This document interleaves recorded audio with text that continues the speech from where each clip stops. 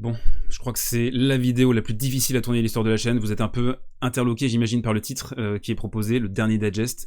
C'est peut-être le dernier digest, je sais pas encore exactement quel va être l'avenir de la chaîne. Il y a vraiment eu un grand séisme là qui est arrivé cet après-midi. On va le détailler dans cette vidéo, bien sûr.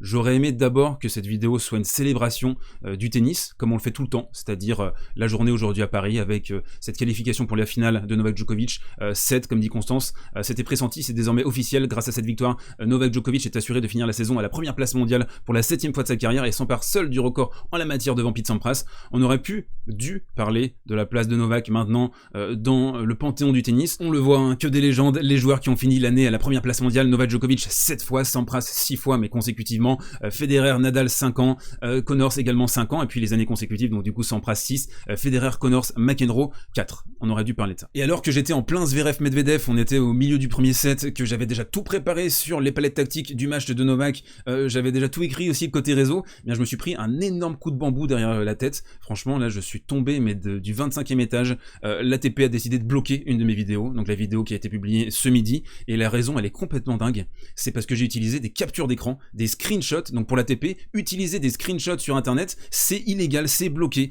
tu peux pas diffuser de vidéos comme ça, c'est pas possible. Donc vous voyez ici mon tweet, vidéo bloquée par l'ATP car j'ai utilisé des captures d'écran, voilà. Ce que je fais tout le temps dans mes palettes tactiques, mais là ça a posé problème, donc ça a été bloqué par l'ATP. Forcément j'ai fait un claim, enfin j'ai essayé de me dire voilà, on va discuter avec l'ATP, on va leur dire écoutez, moi j'essaye de booster votre sport et voilà ce que je reçois en retour. Le problème c'est que quand vous faites un claim, c'est la personne qui vous a strike qui va décider si oui ou non votre claim est valide. Donc vous imaginez que l'ATP ils vont pas revenir en arrière. Moi j'essaie désespérément de la décontacter, j'aurais écrit un mail, j'ai vraiment développé mon point de vue en leur disant bah écoutez les gars là, moi j'essaie de faire de la promotion pour votre sport, ça fait 1 an que je me défonce sur ce projet, que je sacrifie des centaines, des milliers d'heures pour essayer de booster le tennis en France à tout prix, et c'est pas possible, il y a des bâtons dans les roues dans tous les sens, il y a pas moyen, on peut pas travailler, je peux pas travailler dans ces conditions là, je suis désolé, c'est vraiment là je peux pas continuer à travailler dans ces conditions, c'est pas possible. Là donc vous le voyez hein, ici c'est le claim un peu plus en détail, c'est marqué en bas contenu identifié manuellement par le demandeur, vous voyez un sous le player, donc c'est pas un robot qui a vu la vidéo et qui s'est dit bon voilà il y a des images, on va bloquer, non, c'est une personne qui travaille pour l'ATP qui s'est dit utiliser des captures d'écran c'est illégal et on bloque et on claim. Du coup la vidéo là elle est aux oubliettes, je perds la monétisation, je perds la visibilité, mon algorithme il se fait défoncer parce que quand tu te fais bloquer une vidéo ton algorithme baisse. Du coup on fait comment? Vous avez une idée vous dans les commentaires? Comment on fait? C'est quoi la suite? Comment je fais sans coin tactique? On fait ça comme m'a proposé Constance tout à l'heure, on fait les palettes nous-mêmes avec les petits traits comme ça de merde pour dessiner Novak Djokovic et Daniil Medvedev. Enfin bref, il n'y a pas de solution. Il n'y a pas de solution. Le digest, c'est côté réseau, coin tactique, recommandation du jour. Et là, l'ATP, clairement, pour eux, c'est non, tu parles plus de tactique. Ah non, la tactique, tout sauf ça. Non, il faut que les gens consomment des highlights à la con, là, Kyrgios qui casse des raquettes, Fonini qui parle, etc. Mais non, faut surtout pas de tactique. Ah non, attends, t'es fou, parler. Attends, qu'est-ce que t'as essayé de faire l'autre fois? Daniil Medvedev, les revers cotonneux sur la zone, là, pour Novak Djokovic à l'US Open 2021? Non, attends, t'es fou, là, qu'est-ce que tu fais? T'es un dingue, sujet clivant. Alors bon, avec un peu plus de sérieux, en fait, cette décision, c'est un peu la fin du format du digest comme on l'a connu depuis le début de la saison, parce que je peux pas faire de digest sans coin tactique, et même encore plus grave en fait c'est l'avenir de la chaîne qui pose question, parce que sans coin tactique pas de digest, sans digest pas de service volé, pas de chaîne YouTube service volé, donc voilà, je suis désemparé, j'ai pas d'idée, en fait je m'en remets un peu à vous quoi. Enfin je sais pas si vous avez des idées pour essayer de continuer tout ça. Pour l'instant moi je suis vraiment dans le brouillard. C'est game over en fait. En plus c'est déjà hyper difficile de parler de tennis sur YouTube, il y a très peu de chaînes qui couvrent ce sport, il y a Sans Filet qui fait une émission remarquable là-dessus, qui est un peu la locomotive sur le YouTube game français, mais sinon il y a rien d'autre en fait, donc pour être recommandé c'est extrêmement compliqué, c'est un sport qui est mort en fait, et du coup avec des décisions comme ça vous comprenez pourquoi. Vous savez qui est responsable de ça? C'est pas les gens qui manquent de motivation, parce que moi j'en ai à revendre. Non, c'est l'ATP qui pose des problèmes, qui pose des bâtons dans les roues, et qui empêche les petits projets de grossir, de grandir, et de parler de ce sport. Eux, ils veulent centraliser au maximum leurs atouts, leurs acquis, leurs images, ils n'ont pas envie de partager quoi que ce soit, c'est une politique globale, je peux la comprendre, je peux l'entendre.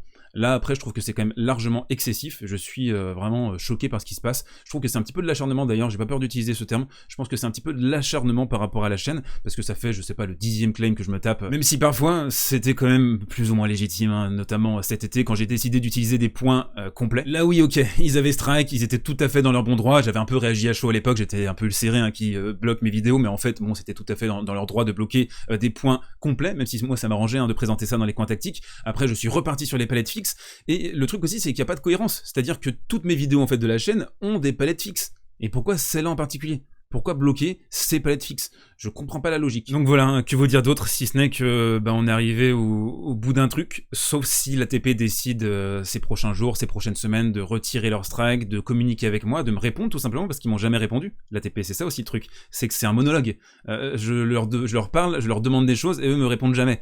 Donc quand vous avez une personne comme ça, une épée de Damoclès au-dessus de votre tête, vous pouvez pas continuer à travailler sereinement. Donc c'est peut-être la fin du digest, de ce format-là. Faut accepter hein, quand vous êtes battu par plus fort que vous, là c'est beaucoup plus fort que moi, j'ai pas les armes hein, pour pouvoir lutter face à cette espèce de, je sais pas, politique interne à l'ATP. On peut rien faire contre ça, on est dépendant totalement des claims. Voilà, on aura fait un bon bout de chemin quand même, plus de 7000 abonnés, 1 million de vues. Première chaîne tennis en France, sans compter sans filet bien sûr, mais c'est accolé à Winamax. Voilà, ça a été beau, ça a été fort, je sais pas quel va être l'avenir, en tout cas... j'ai adoré faire ça, j'espère que ça va continuer, je sais pas, peut-être que l'ATP va revenir sur sa décision, peut-être pas. Vous voyez, hein, là je suis vraiment désemparé en fait, parce que quand vous pouvez pas imaginer le nombre d'heures que j'ai passé là-dessus, à quel point j'ai tout donné. Parfois je sais... j'ai des positions qui sont un peu difficiles, qui sont un peu clivantes, il y a des personnes aussi qui ont débarqué sur la chaîne et qui m'ont détesté tout de suite, qui sont un peu revenus sur leur avis après, et ça me fait plaisir aussi de voir qu'on peut changer d'avis. C'est un plaisir incommensurable aussi pour moi d'observer dans les commentaires, dans la communauté, sur nos live Twitch également, de voir qu'il y a des fans de tous les gros joueurs qui arrivent à communier ensemble, à communiquer ensemble. C'est extrêmement rare sur l'internet français, l'internet international également. Je trouve qu'on a construit quelque chose d'assez précieux. Alors moi je le dis de ma position de personne qui vous propose des choses, donc c'est peut-être pas la personne la plus objective pour dire ça, mais en tout cas moi c'est un ravissement, c'est un grand plaisir de vous proposer ça. Malheureusement c'est en danger, c'est en grand danger parce que le modèle économique il est basé sur des quotidiennes, et les quotidiennes sont basées également sur les coins tactiques, donc voilà, enfin je vais pas répéter ce que j'ai dit, mais vous comprenez l'idée. Il y a un modèle à réinventer, il y a des choses qui vont devoir changer, je sais pas exactement comment on va se positionner, mais dans tous les cas voilà, c'est peut-être la fin. Donc vous l'avez certainement compris, il n'y aura pas de digest demain, j'ai pas envie de prendre le risque de faire un digest après la finale de Paris-Bercy et me faire straquer quelques heures après, ça va être totalement contre-productif, ça va faire descendre l'algorithme de la chaîne, et j'ai pas envie de travailler pour rien aussi tout simplement, faut me comprendre, j'ai pas envie de passer des heures à bosser un truc qui va être effacé comme ça, avec une petite baguette magique. Donc il y aura pas de digest demain, par contre il y aura un live à 15h pour suivre en direct la finale de Paris-Bercy entre Novak Djokovic et Daniil Medvedev. Ça je vous donne un rendez-vous bien sûr avec grand plaisir sur Twitch demain, n'hésitez pas à passer, on fera peut-être une fac aussi par rapport à la situation actuelle, et puis votre soutien peut passer par, je sais pas, un abonnement, un pouce, parler autour de vous, faire je sais pas, un truc sur Twitter, un hashtag, je sais pas si vous avez des idées, je suis réceptif à tout, et en tout cas, hein, même si ça devait s'arrêter là, ce format, on s'est bien marré, non ?